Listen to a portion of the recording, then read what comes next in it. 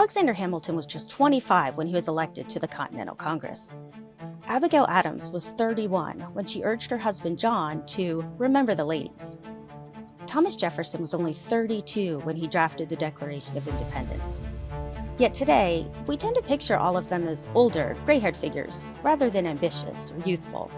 The era of the American Revolution shepherded in the American embrace of Enlightenment ideals focused on the individual, and with it came a fundamental change in the perception of age and leadership. Youthful, or at least vigorously middle-aged, politicians became the ideal democratic leaders for the new representative government. In other words, the founders did not want a gerontocracy. Hello, I'm Dr. Jim Ambuske, and welcome to Revolutions in Retrospect, a podcast from Revolutionary Histories and Primary Source Media that explores the histories of the revolutions that remade the Atlantic world. Our guest today is Dr. Rebecca Brannon. She is Assistant Professor of History at James Madison University. Thanks so much for joining us today, Dr. Brannon. Thank you. I'm excited to share. Wonderful. I'm really excited about your topic because it is extremely relevant. And so let's start talking about your research on aging. And the first thing I want to ask is, I hear this all the time. People back then, whenever back then is, it could have been, 18th century. It's just back then. People back then didn't live as long. And so, can you explain to us, is that true? Is that an accurate representation of aging in the past? Yes and no. It is absolutely true that life expectancy at birth was terrible compared to now. And we're really lucky in the 21st century. When we give birth to children, we typically expect them to live and to live a long life. And we think it's abnormal for your children to die before you. But in the 18th century, it's not. And lots of children die before their first birthday, and lots of children don't survive childhood, and they die in accidents, like getting burned in big fires, and they die of all kinds of infectious diseases that we now have vaccines to protect our children. However, if you survive past 20, if you survive sort of the killing fields of childhood, you actually have a pretty good chance of living to old age. And the average age at death is around 72, 73. Wow. They knew that sort of implicitly. They knew that they were likely to live into their 60s and even their 70s if they survived childhood. But their numbers and demography weren't as good as ours, but there's actually a big data science team that got interested in this, and they combed through both European and American records and, gathered the kind of evidence that I, as one lone historian, would never have. And they can conclusively show that life expectancy is around 72, 73. If you make it, your average age of death is 72, 73, if you make it through the killing fields of childhood. That's pretty good. I don't know what it is now, but I feel like it's not excessively higher than that. It's not excessively higher. Our best data is like, if you live to 65, are you likely to die? And if you live to 65, it's about 73 for men, sometimes 74, and it's about 78 for women. Oh, wow. Okay. So it's sort of that whole median versus average versus, it's if you look at certain ages, if you survive this, if you survive childhood, you've got a good chance of living almost as long as we are now. That's really, really interesting. So the focus of your research is the American Revolution, but sort of how that changed, how people looked at aging. And so you focus on the Enlightenment. So the Enlightenment is this era where all of a sudden individual rights and freedom become much more important. That's the focus of the era. So can you talk a little bit about what the Enlightenment is, what they were talking about, and also how this impacted sort of age and how people saw themselves? I would love to. And the thing is, I'm a super nerd about the American Revolution, but the American Revolution is sort of this ultimate American embrace of the Enlightenment and the Enlightenment's emphasis on the examined life. And I often put it mind over body, that the most important thing is free will, individualism, and the individual's ability to make discerning self-regulated choices in the world that bring greater virtue as well as greater happiness. So just one thing for the listeners, the Enlightenment is not exactly let it all hang free and do whatever you want. You have a sort of, you are an empowered individual, but that should be in the service of moral virtue and society. They're not exactly the free lovers of the 60s. Oh, well. But what I got interested in was I often like to measure the American Revolution by its effects more than by its causes. And my first book was about the reintegration of loyalists after the American Revolution. And I was interested in measuring the American Revolution by what it changed. Because they said they were revolutionaries. It's not just us. They said they were revolutionaries. So if it was a revolution, then by definition, it must have changed not only the politics, but also the ideas and the very way people lived. And I got interested in, did it change the experience of getting old? And so my conclusion is yes, with the big proviso that as a historian, like, we don't believe there's ever a golden age. There was no sort of shining golden perfect moment in the past when everything was wonderful and perfect and then it all fell apart. Yeah. And there was also no time period where being old was the perfect, wonderful time, the best part of life. For them, as for us, it was a challenging time of life. It was a humbling time of life. It was a time of life where maybe you couldn't control everything about your body. You couldn't control everything about your children and grandchildren. It could be a frustrating time of life. And that's true regardless. But I found that the American Revolution actually made it harder because of the Enlightenment's idea that you're constantly prove yourself. And what have you done lately? Okay, so you lived this life of virtue and you lived this life of public service, and now you're 70. Can you just rest on your laurels, or are you still expected to prove yourself again and again? And to the extent you're expected to prove yourself again and again, 70 is not the time anybody would pick to prove themselves once again. Right. So this is a change. So before the Enlightenment, you could say, look, I did all of these amazing things in my youth. I am retired. I still deserve respect because of what I've done. And these are my golden years, and I'm just going to enjoy them. But now we get to the Enlightenment, the American Revolution, and hey, buddy, you haven't done anything in 5 years. So we're not going to respect you for what you've done because you need to do something else. So this is a major change in mindset. Shift, and the founding fathers lived long enough to have to go through it. And, I can think of little examples, but they were examples that, like, the little niggling things that get under people's skin. So younger men will come visit the founders, and they're these great ones. They come and one of them comes and visits both Thomas Jefferson and James Madison after they've retired. And he's sort of doing this. It's like this sort of secular pilgrimage. So on the one hand, there's still respect. Oh, they were these amazing men who created our country. I'm going to go see what they're like now. But then they write these letters about younger men and they say, Thomas Jefferson isn't keeping up anymore. Like, he tried to talk about politics, but he really betrayed his ignorance. And I found out he doesn't really read newspapers anymore. And it shows in his conversation. And this is literally the letters younger men are sending.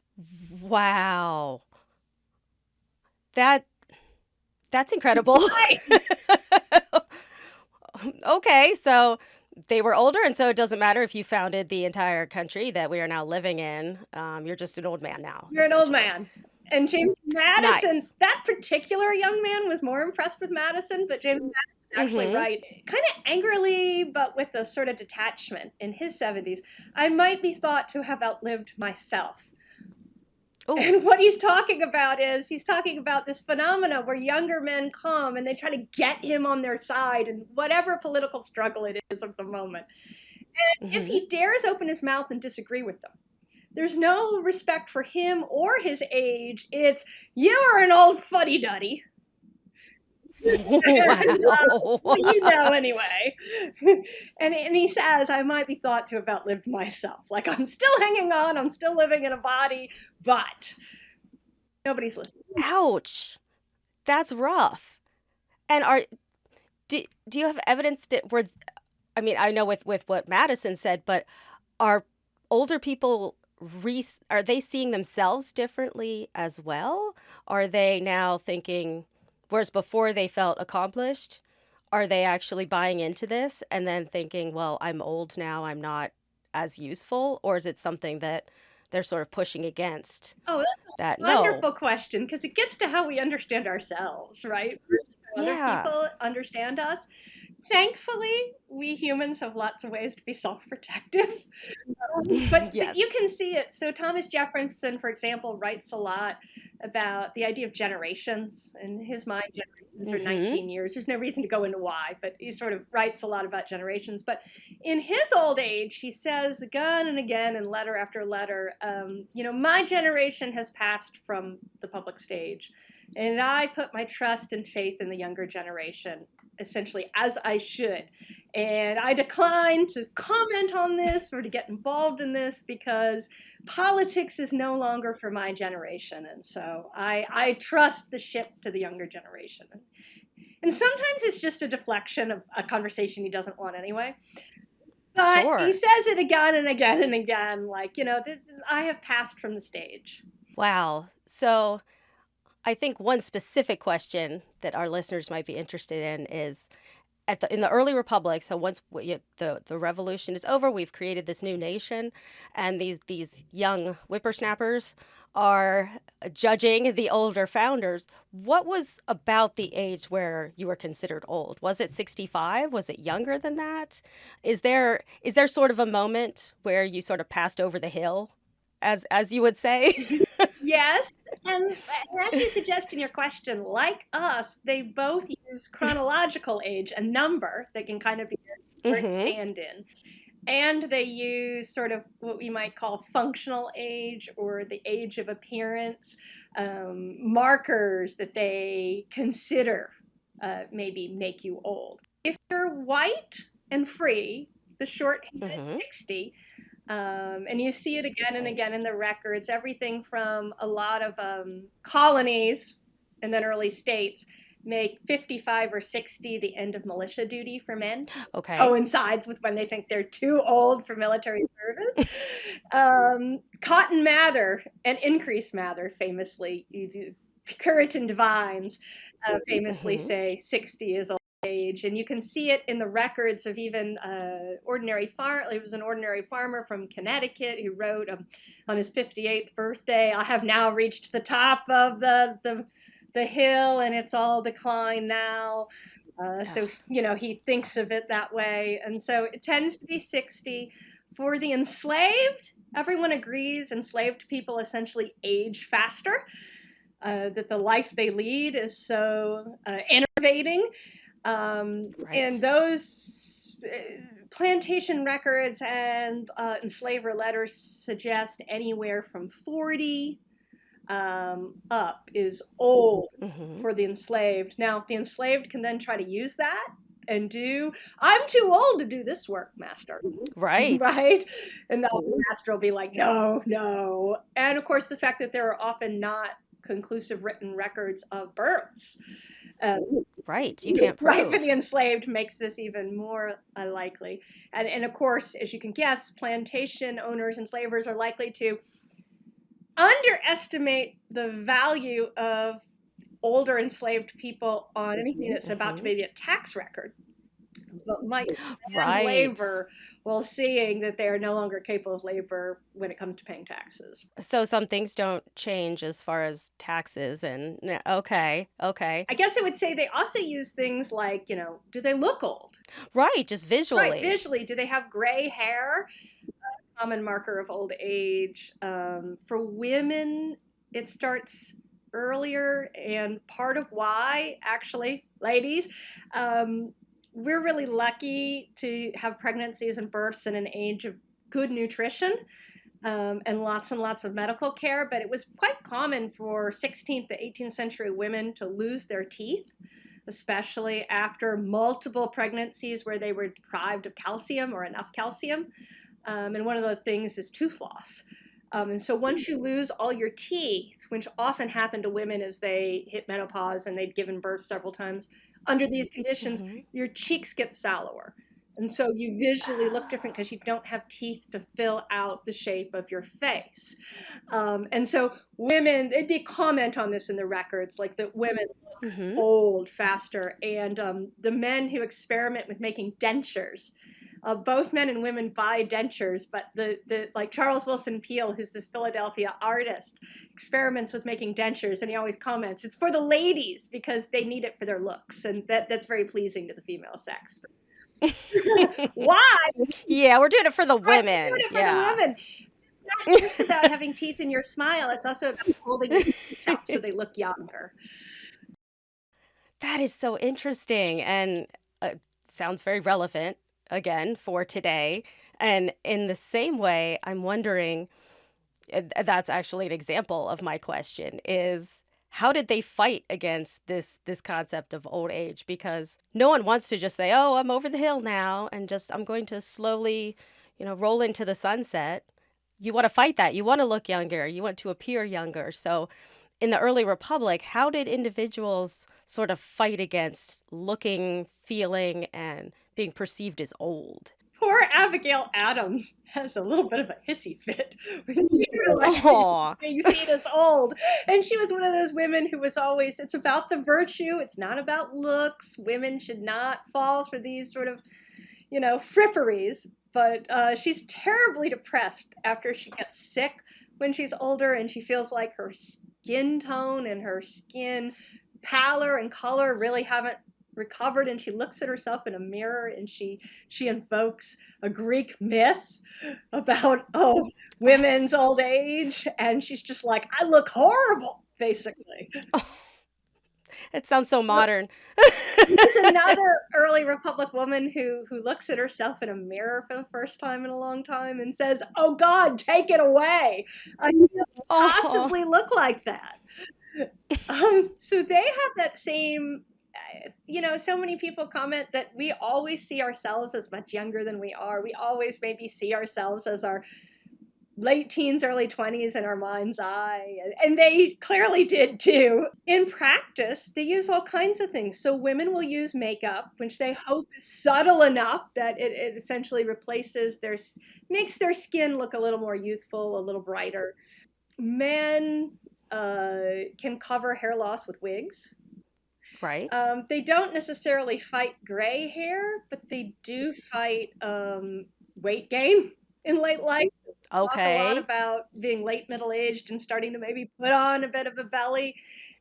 They talk about this. They talk about like how not just to they try to ameliorate the symptoms of old age. So tooth Right. loss is a common one, and with this association with George Washington here, George Washington suffers from more tooth loss younger than a lot of people, but here he is, a very wealthy man with no teeth, and he spends a not inconsiderable, not small fortune on dentures throughout the rest of his life.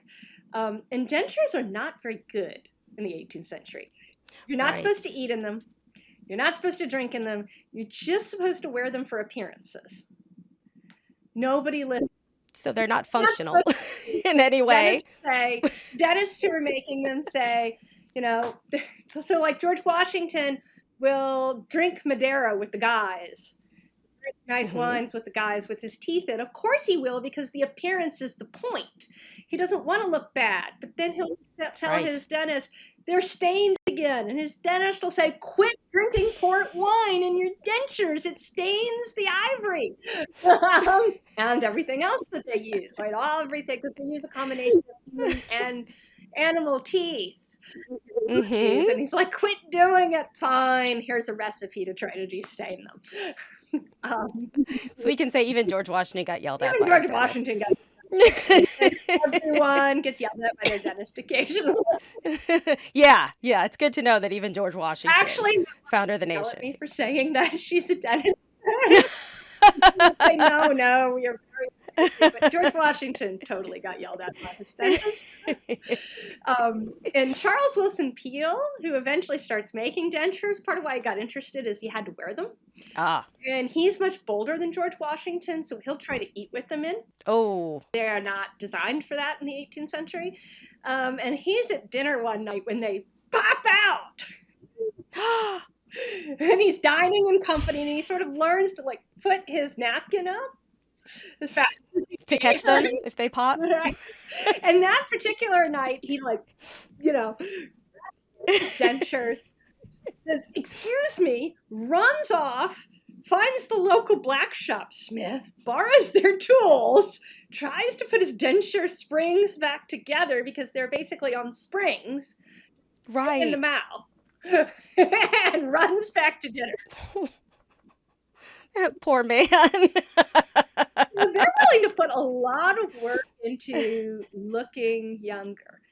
And when they don't, they try to cover up in other ways. So, like, because George Washington's dentures don't work well, astute observers notice that he, as president, is pushing food around on his plate with his fork, not eating it, but he just kind of rearranges it with his fork during dinner to look like it's moved, to look like he's eating, and he's not actually eating because he's wearing his dentures and he can't eat. And they comment he looks grim. And people have sometimes, historians have sometimes said, well, it's because the dentures hurt and they don't fit right. Well, that doesn't help, but it's also like the man was probably hangry a lot of the time. I'm so hungry. No wonder he drank a lot of pork for dinner. It's funny because it's relatable, because it feels so modern. And now we have, of course, the advertisements. You're supposed to look perfect, and all of them say, oh, anti-aging this, anti-aging that. And it seems today, it really does feel like age is looked at differently when you're looking at a man and a woman.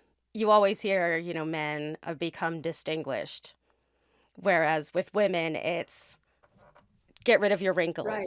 Try to, look young again. The men are allowed to be old because they're distinguished, but the women, now you need to look young again because you're not good to look at when you're older. So it looks like they did the same. There were different views of aging with men and women in the early republic as well. And did this reflect sort of the gender roles at the time?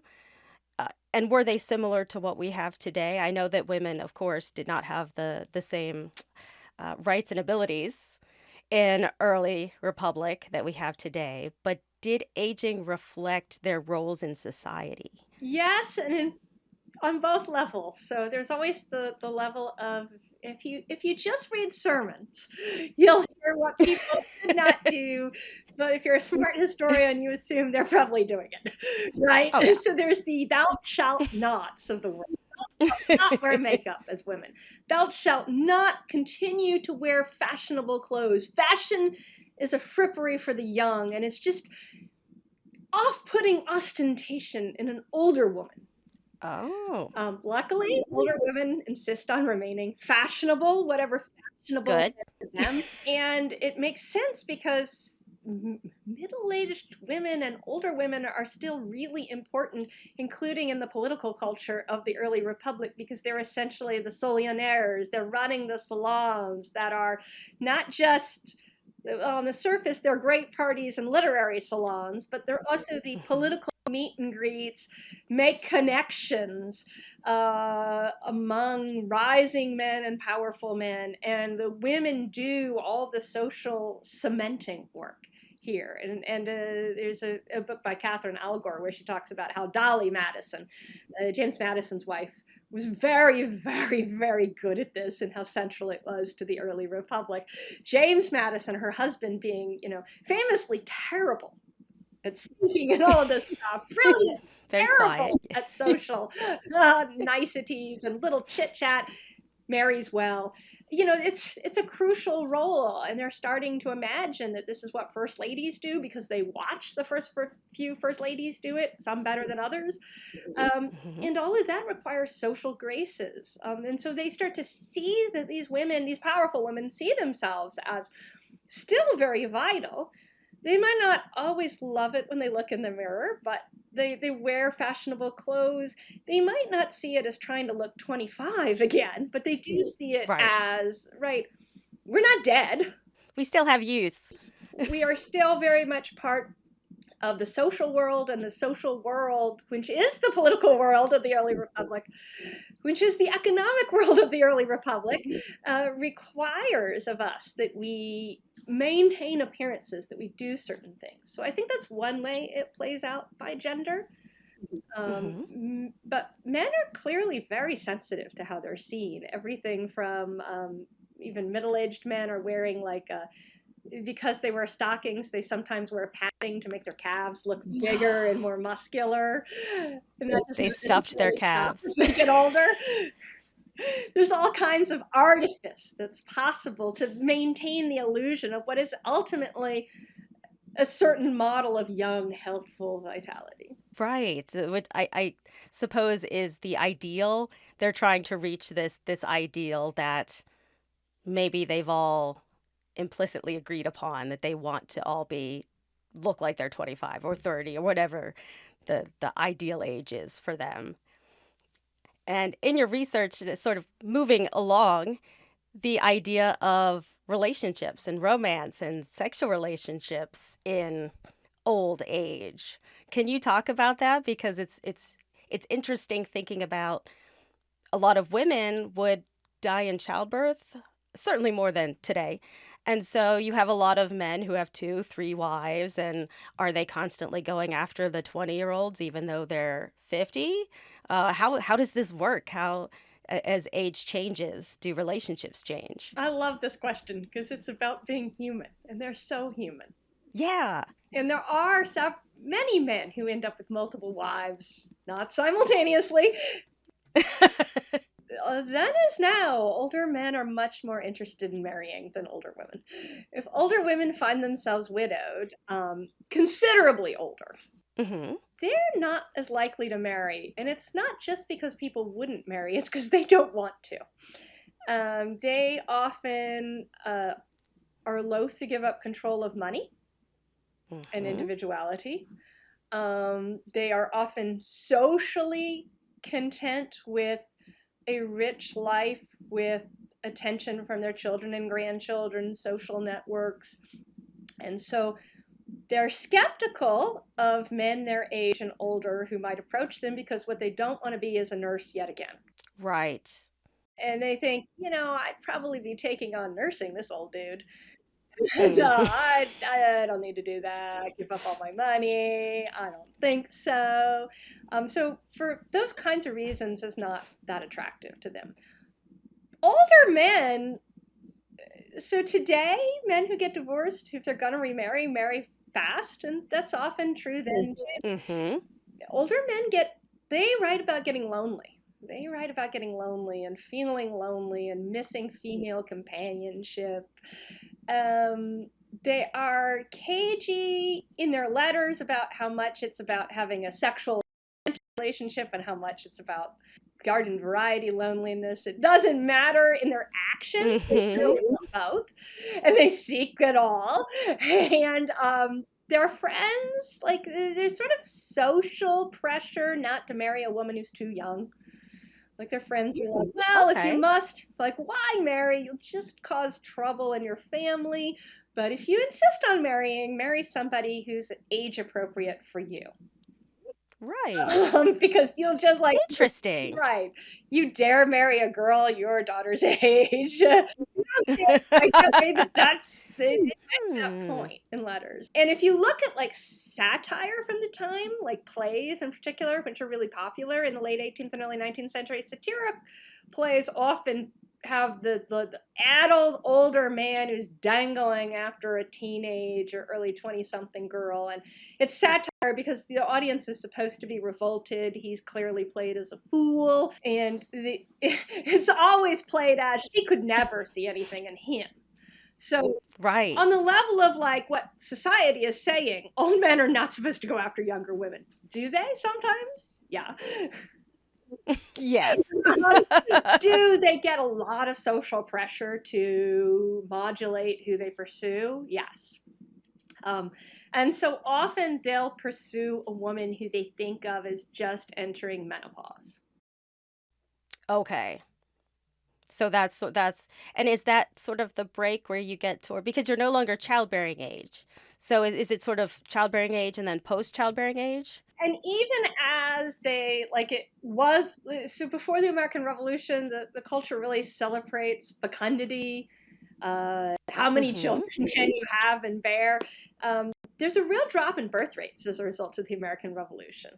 And this sort of no longer cultural celebration of breeding for breeding's sake. Right. And families start to get smaller.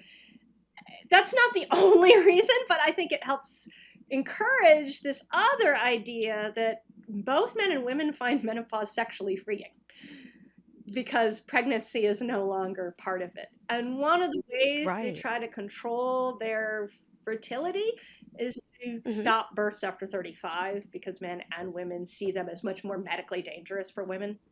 Right. So if you go for a long period trying to avoid pregnancy under 18th and 19th century conditions, I can see menopause being enormously freeing for men and women because you're no longer worried about pregnancy and you're no longer therefore worried about dying in childbirth at what was seen as very much advanced maternal age.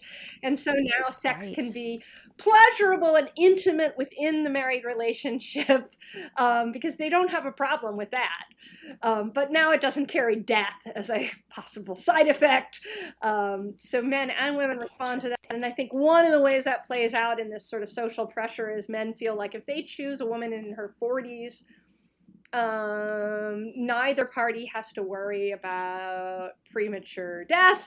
But this will be seen as appropriate, and they also won't produce any children who would upset the inheritance of the children he's already got. It's a perfect social scenario. Interesting. And this, do you know if this expanded the longevity or the age that people lived because of this change? Because now you're going to have less women, I imagine, dying in childbirth, less advanced age. And I'm using air quotes with the advanced age because it's different. It's different for having children, advanced age for a mother, for having a child. Did that impact, do you know, the longevity? No, I haven't seen any data. It's a great question, right? Whether the drop in births does help, or the drop in births 35 and older does sort of help women live longer. It makes sense. They certainly are acting on that fervent belief, which, I mean, I had a child after 35, and in all my records it said advanced maternal age, and I'm automatically high risk. Even today, right? You go to a high-risk specialist if you are pregnant over 35. So very different way of determining old, air quotes. And I didn't feel like I was old. No. But medical reality is what it is. Yes, I would think we would agree with that. So with the change in the perception of age in the early republic, I'm interested if it was ever used, perhaps longevity or longer lives, if that was ever used politically as sort of part of the American exceptionalism, because I know, in the early republic, it was we threw off, British parents. So again, you have the age thing. We threw off the British parents. The child is now free, and start promoting the U.S. and why we are so great as a nation. And did age ever play a part in this idea of American exceptionalism and, why we're the best nation in the world, as they It sure liked did. to say? It's both extremes. So you often see, we call it the early republic, but they often call it the young republic or even the infant republic. So already an age idea that promotes youth over age. We're the best republic because we're the youthful republic and we have youthful energy and vitality. The world and possibility is with us. Rather deflating if you're old as a comparison. But on the other hand, they were claiming that American lives would be longer. And that was proof that the American experiment in liberty was right. Benjamin Franklin, I'm going to paraphrase, but he famously says that America is so healthful that we might make everybody live past 80, and that this is likely. And in that, he's claiming both that there's something about the American landscape, the air, the healthfulness, but also the American experiment in liberty and democracy is so healthful that we could all live past 80. And he says it in a way that he also invokes the sort of biblical idea of patriarchs who have that lives were longer at one time in the Bible than they are in the modern era, and that somehow the United States in its greater longevity could bring back these almost biblical signs of long life as God's favor. Interesting. And yet I imagine those 80-year-olds still would not be elected to political office, because even though we are proud that they have lived so long, we still don't really want them doing much in the political realm. Is that the feeling you get, that do we still want the youths running the country? It's interesting because they kind of try to split the difference. So in the colonial period, governors get old in the 18th century. Okay. I love the example of Connecticut, which has two Trumbles, father and son, and they each hold the governorship for more than 15 years and die in office in their 80s. And then the son takes office, and the son is not as lucky because he's aging into the American Revolution, and then finally in 1783 the people don't elect him, and the Connecticut legislature puts him back in office anyway. And in 1784, 1785 they try this, and finally the legislature is like, this is crazy. This guy is old. The voters keep rejecting him. Maybe we should move on to somebody younger. There's literally the story of the revolution as the war ends. They're like, we have got to quit electing this old guy governor. And they'll go to the opposite extreme, where Michigan, which is this new territory, will elect Stevens T. Mason governor at 24 years old. Whoa. He's young and vital and has energy, and what we need are energetic, with-it political leaders. And so he'll literally swing night and day. And in reading your research and thinking about age, and the early republic, they are honoring youth. Youth is such a good thing. And the founding fathers, a lot of them were super young during the revolution. I mean, they were kids. But we remember him as like these old dudes. Like we remember him as, the gray, older. We think of George Washington when he was, all of the visuals are when he was president.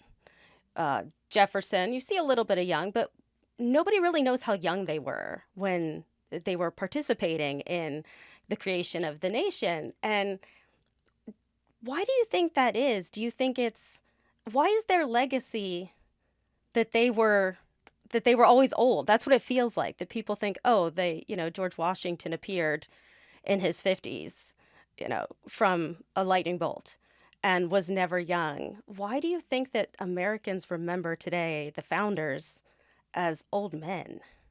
I think it's a great question, and part of it is because that's how they were painted.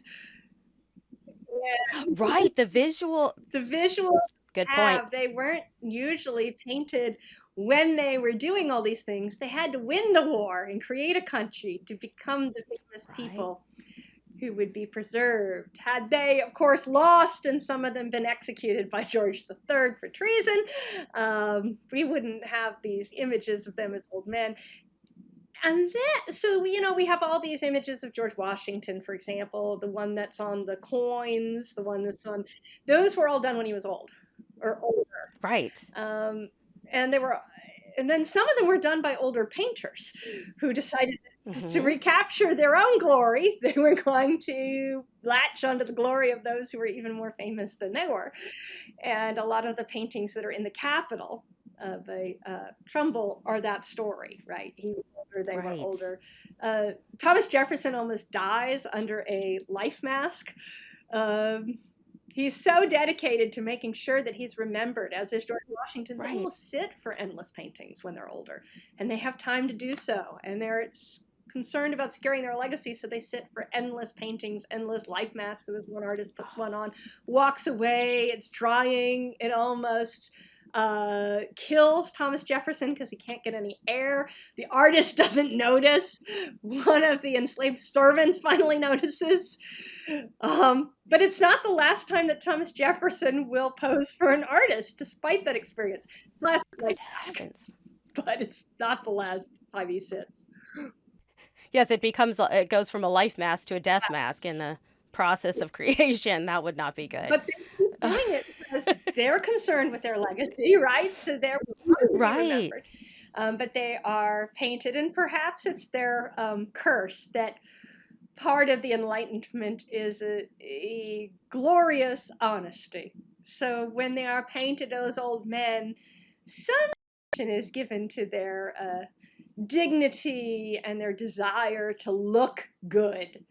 But still, it is an age of relatively realistic painting, and so we get old men. Right. Right. And you talk about also just in writings that they are saving their papers, but perhaps curating how they save them or what they save, and they're careful with who writes about them or writes a biography about them. So they are really aware of how they want history to view them. They're keenly aware, and they're keenly interested in controlling it to the extent they can. So Right. it takes a certain mindset to believe that the future is going to want your papers. And if you go Yes, to it a does. big library and you look at the digital paper collections or the bound ones that have been done for all of these famous founding fathers, you can kind of get a sense of who's particularly interested in their legacy. George Washington's papers are voluminous. Thomas Jefferson's papers Yes. are voluminous. James Madison's papers are voluminous. Most of these paper projects are ongoing. They're still not done after 2-3 decades of careful teams working on publishing and digitizing and checking all of their letters. George Mason's papers are 3 volumes. That's not much at all. He was much less interested. Because He didn't keep all his letters. He certainly, unlike some of them, they not only keep their letters, but they ask for letters back when they're older, keenly aware that Mhm. posterity will, or they're sure posterity will want them, so they ask people for copies of their letters back. George Mason just sort of doesn't bother. So he's not particularly, he thinks his legacy lies in other things. I bring him up because of the association with the studio, right? Right. Of course. He Yeah. thinks his legacy lies in his children and grandchildren, in his own bloodline. And so he is, and he is also just kind of a little deceptive on the whole subject, and not convinced that posterity is going to care. And so his papers are 3 volumes, thin volumes. Insane when you've got 100,000 papers of George Washington. That's quite the difference. And it's not an accident, Right. right? It's what they do in their own lifetime. So George Washington, as commander-in-chief, obviously he has a huge amount of paperwork that is part of being commander-in-chief of the forces. And he has several young men who are his secretaries and attachés who help him keep up with his correspondence. That's part of his job. But what's not required that he does is he makes sure there is copies of everything and that they're preserved after the war. And even as Congress is struggling to pay for the troops, on the one hand, George Washington has to use some of his personal fortune to keep the troops alive and fed at Valley Forge. On the other hand, he's constantly telling Congress, I need money for the preservation of my papers, too. You need a plan Right. and a lot of money for this. And at the end of the war, he has them all locked into trunks and carried to Mount Vernon, and he gives strict instructions which routes they can take with the letters and which routes they can't. And it's because he doesn't want them fording rivers with the letters and losing trunks trying to ford the river. So he's already obsessed with preservation and making sure the Right. papers survive. He takes this same attitude towards his presidential papers, of course, but even as a commander-in-chief of the forces, he's very concerned about how his papers are going to be preserved for posterity. That's fascinating. How do you think our views of aging from the early republic to our modern time, have we had vastly different conceptions of aging, because if we look at politics today, it tends to lean towards the over 80 crowd. Whereas in the early republic, we are focusing on youth. So I feel like we've done a complete 180 from the early republic until modern times. Is that a fair statement to make based on your research?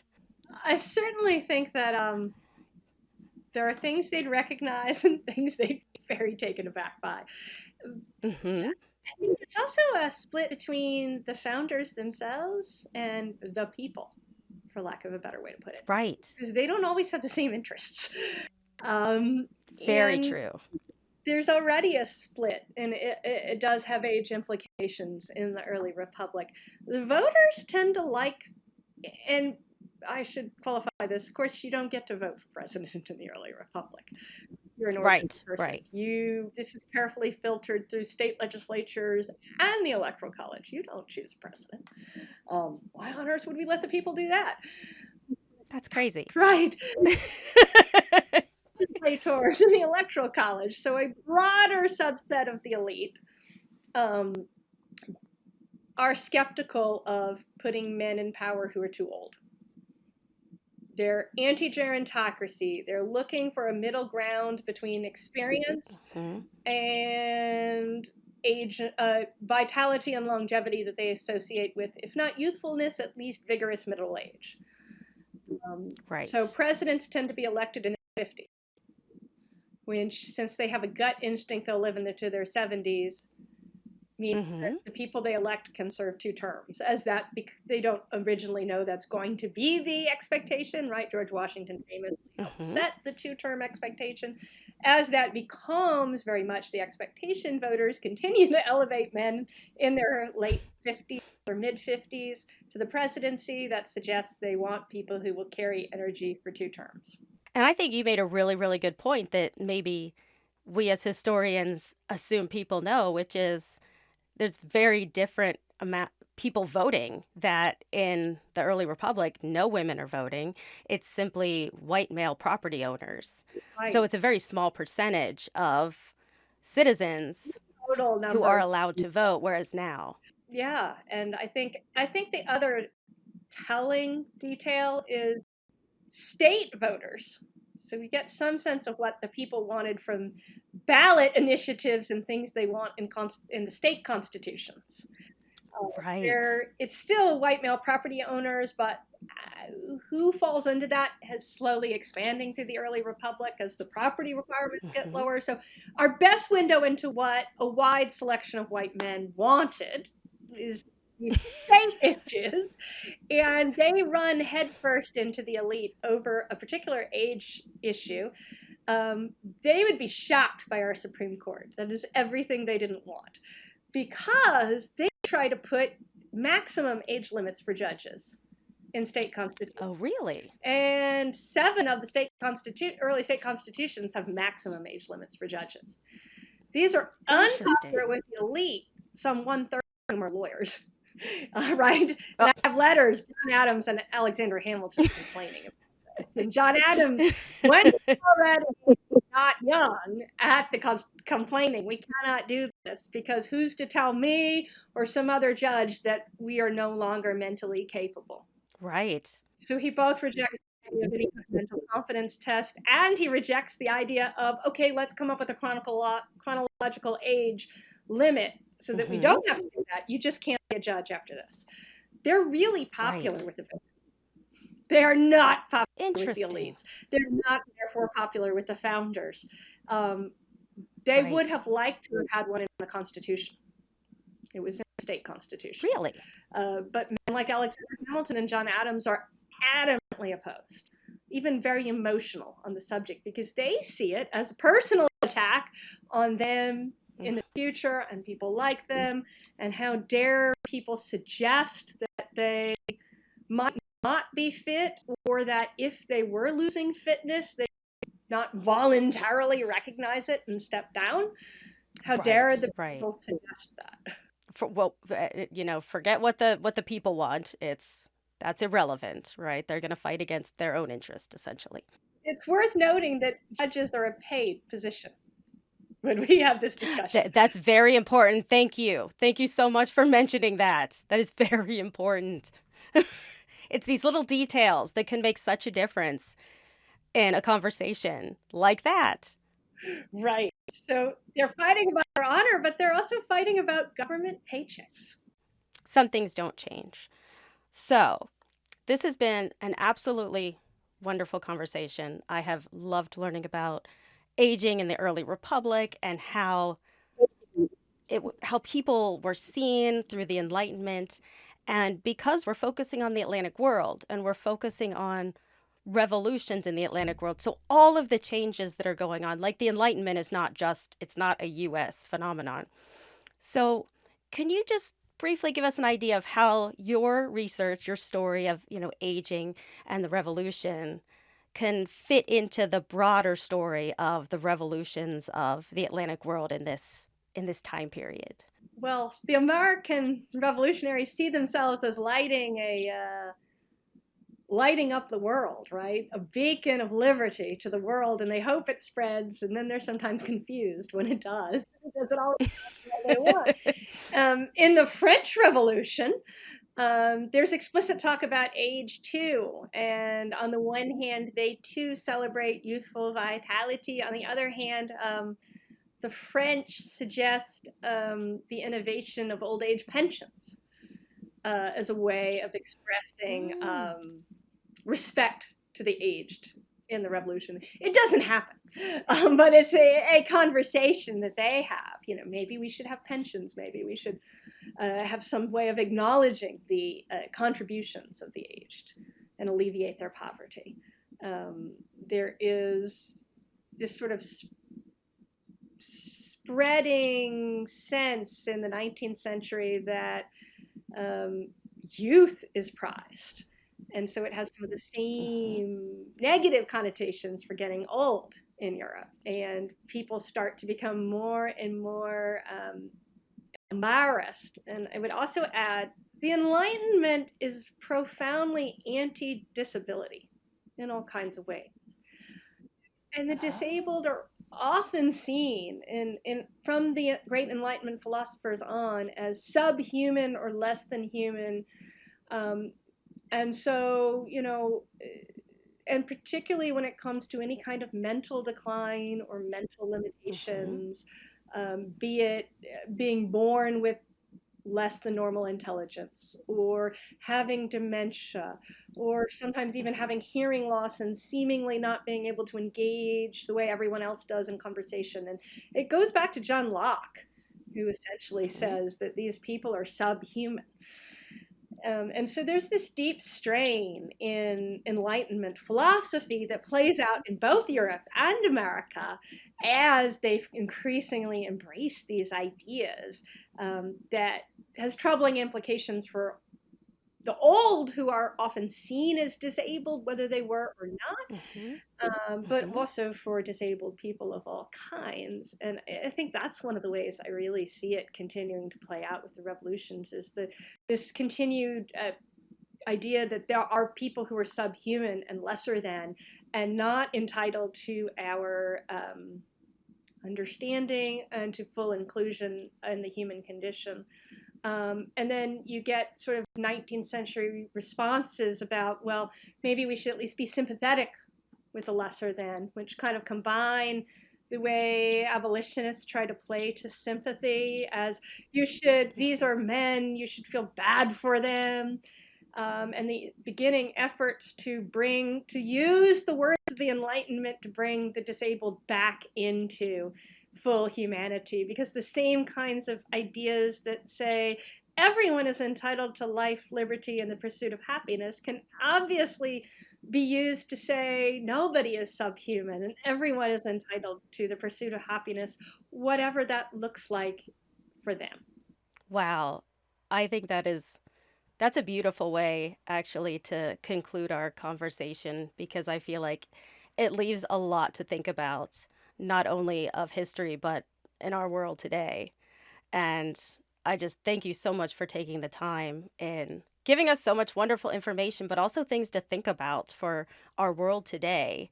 And so if our listeners want to learn more about you or learn more about your work, where can they find you? What books do they need to They can purchase? find me at www.rebeccabrannon.com, and I am racing to finish the book that this research comes from. But if you want to read me in the meantime, I've written some op-eds, and I wrote a book about American loyalists called From Revolution to Reunion.